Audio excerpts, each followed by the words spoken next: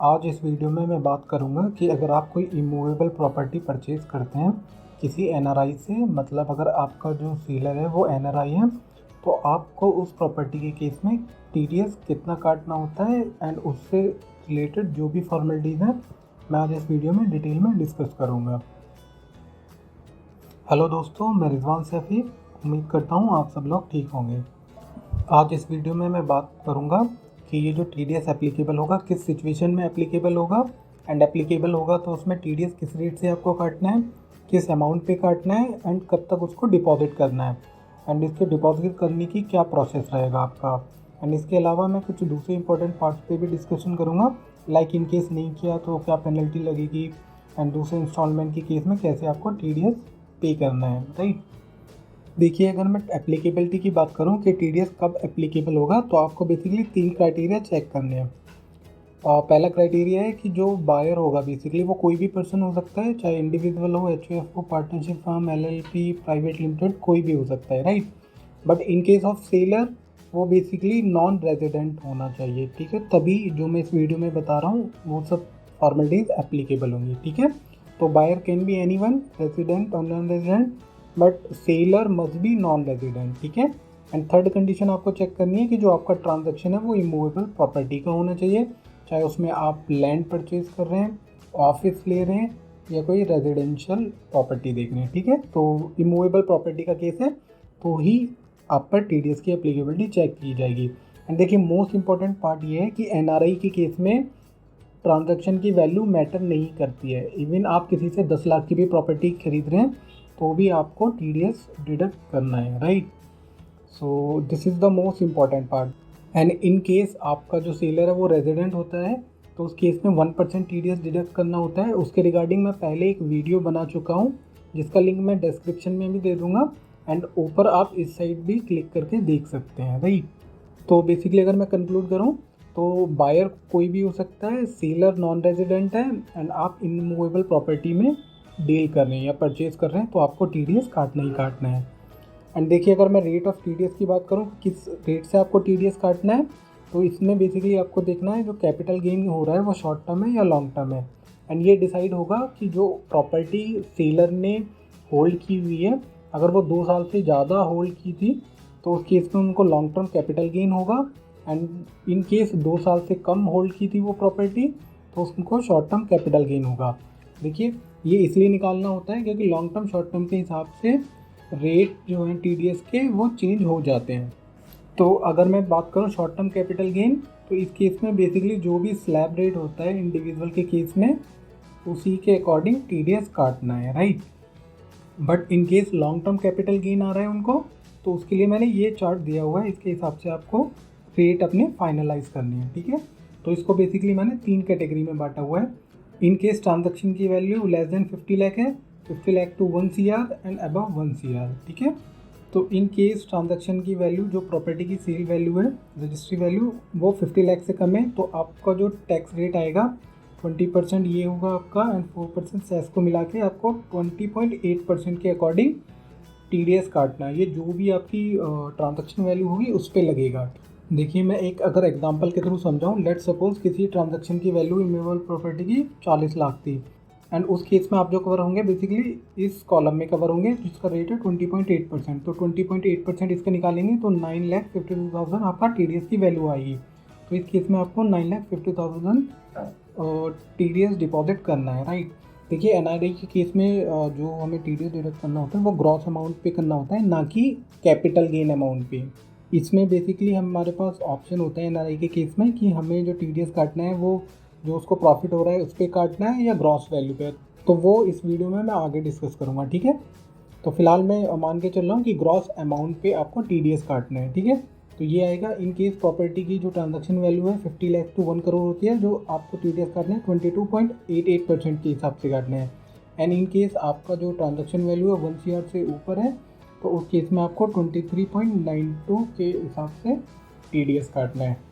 देखिए, ये जो मैंने बेसिकली रेट्स आपको बताए हैं टीडीएस डिडक्शन के, ये फाइनेंशियल ईयर 2022-23 के बता रहा हूँ। इससे पहले क्या होता था, इससे पहले जो ये सरचार्ज है ये चेंज होता था, ठीक है। इसमें क्या था कि लाइक कि 5 करोड़ से ज़्यादा ट्रांजैक्शन वैल्यू है तो सरचार्ज की वैल्यू और बढ़ जाएगी।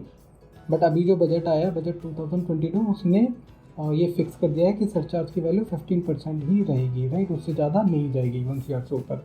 इन केस रेट्स में आपका कोई डाउट है तो आप मुझसे कमेंट बॉक्स में पूछ सकते हो। एंड देखिए, अगर मैं बात करूं कि किस अमाउंट पे बेसिकली टीडीएस काटा है, तो इसमें बेसिकली जो टीडीएस कटता है ये सेक्शन 195 में कटता है एनआरआई के केस में टीडीएस। एंड एनआरआई के केस में बेसिकली जो टीडीएस डिडक्शन के 2 ऑप्शन होते हैं, पहला ऑप्शन, सेकंड ऑप्शन। पहला ऑप्शन ये होता है कि बेसिकली आप इनकम टैक्स ऑफिसर को अप्लाई करते हैं कि हाँ जी, हमने एक प्रॉपर्टी का ट्रांजेक्शन करने जा रहे हैं, इस पर आप कैपिटल गेन की कैलकुलेशन कर दीजिए एंड जो भी जिस भी टीडीएस के रेट से हमें टीडीएस काटना है वो हमें बता दो। तो ये कैलकुलेशन बेसिकली डिपार्टमेंट करना है एंड इसकी एप्लीकेशन आप फॉर्म नंबर 13 में दे सकते हो। यहाँ बेसिकली सीए अपने लेवल पे कैलकुलेशन करेंगे तो वो जस्टिफाई नहीं है, आपको इनकम टैक्स ऑफिसर से ही ये कैलकुलेशन करानी है, टीडीएस का रेट भी वही फाइनलाइज करेंगे। पहला ऑप्शन तो ये है, इसमें बेसिकली मे भी 1 महीने या उससे ज़्यादा का टाइम लग जाए इन सब फॉर्मेलिटीज़ को पूरा करने में, ऑप्शन 1 को।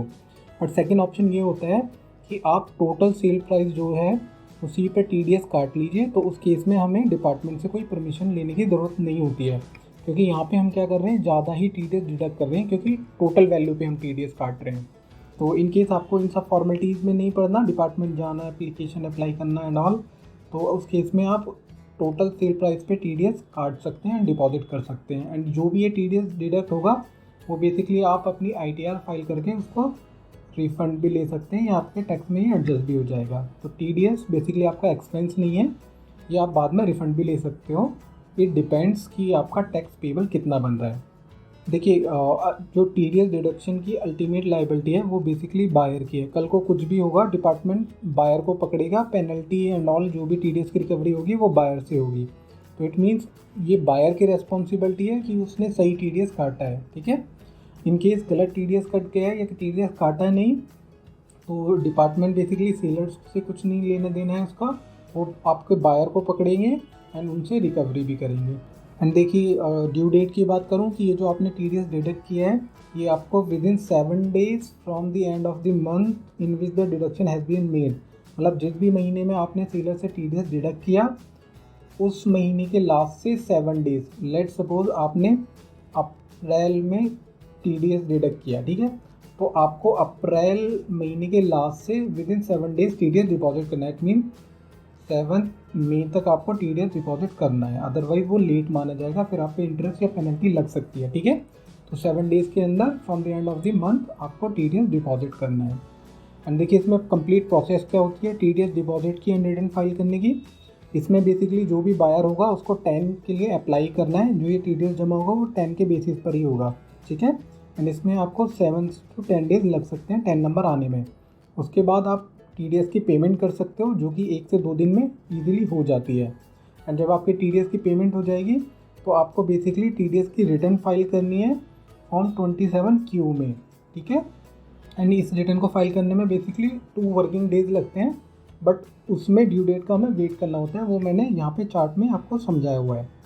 एंड जब ये आपकी रिटर्न फाइल हो जाती है टीडीएस की, उसके बाद आप सेलर को फॉर्म 16A इशू करते हैं, जो अल्टीमेट प्रूफ होता है कि आपकी जो भी प्रॉपर्टी थी उस पर कितना टीडीएस डिपॉजिट किया है, कब किया है। एंड इसको में बेसिकली 10 वर्किंग डेज लग सकते हैं। तो ऑन एन एवरेज ये बेसिकली टाइम टेकिंग प्रोसेस है एंड आपको इसमें थोड़ा वेट भी करना होता है। एंड देखिए, जो टीडीएस आपने एक बार पे कर दिया उसकी रिटर्न फाइल करने के लिए आपको मे बी पॉसिबल वेट करना पड़ जाए। अब वेट करना कैसे पड़ेगा मैं समझा देता हूँ। लेट सपोज कोई ट्रांजैक्शन आपका अप्रैल टू जून के पीरियड में हुआ, इट मीन्स अप्रैल से 30 जून तक, ठीक है। इस बीच अगर कोई भी ट्रांजैक्शन हुआ है आपका, टीडीएस आपने पे किया है, तो उसकी रिटर्न बेसिकली 31 जुलाई को ही जाएगी। लेट सपोज आपने 1 अप्रैल को कोई टीडीएस पे किया तो आपको वेट करना होगा जुलाई महीने का। जब जुलाई मंथ आएगा मीन्स जून के बाद, उसी महीने में आप अपने टीडीएस की रिटर्न फाइल कर पाएंगे, उससे पहले नहीं कर पाएंगे, ठीक है। तो इस टाइप के ट्रांजैक्शन में बेसिकली वेटिंग पीरियड भी हो सकता है। सेम वे में जुलाई टू सितंबर आपका ट्रांजैक्शन हुआ है तो 31 अक्टूबर तक आपको रिटर्न फाइल करनी है। अक्टूबर से दिसंबर तक ट्रांजैक्शन है तो आपको 31 जनवरी तक रिटर्न फाइल करनी है। एंड जनवरी से मार्च में आपने टीडीएस जमा किया है तो आपको बेसिकली 31 मई तक रिटर्न फाइल करनी है। एंड देखिए अगर मैं बात करूँ कि क्या क्या डॉक्यूमेंट या इन्फॉर्मेशन चाहिए होते हैं, तो इसको बेसिकली मैंने 3 कैटेगरी में डिवाइड किया है। सेलर की इन्फॉर्मेशन, बायर की इन्फॉर्मेशन एंड प्रॉपर्टी से रिलेटेड इन्फॉर्मेशन। देखिए सेलर की बात करूँ तो उनका pan card, Aadhaar card, mobile number, email ID and उनका बेसिकली जिस कंट्री में उनका रेजिडेंस है अभी आउट ऑफ इंडिया, उसका कंप्लीट एड्रेस चाहिए होता है। एंड बायर की बात करूँ तो बायर का भी PAN, Aadhaar card, mobile number, email ID and buyer ने कब कब पेमेंट की, कितना पेमेंट किया, ठीक है, date and amount of payment and buyer का टैन नंबर भी चाहिए होता है, ठीक है। एंड प्रॉपर्टी से रिलेटेड बात करूँ तो प्रॉपर्टी का कंप्लीट एड्रेस चाहिए होता है, प्रॉपर्टी की वैल्यू क्या है, कितने वैल्यू में ट्रांजैक्शन हुआ है एंड प्रॉपर्टी को कितने टाइम तक सेलर ने होल्ड किया है, ये बेसिक किस लिए चाहिए होता है, शॉर्ट टर्म कैपिटल गेन है या लॉन्ग टर्म कैपिटल गेन है, ये जानने के लिए।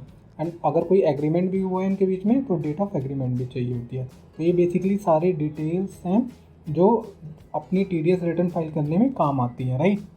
देखिए अगर मैं बात करूँ, अगर इंस्टॉलमेंट में आपने पेमेंट की है तो इसमें टीडीएस जो बेसिकली डिडक्ट होता है वो at the time of payment और credit of income whichever is earlier.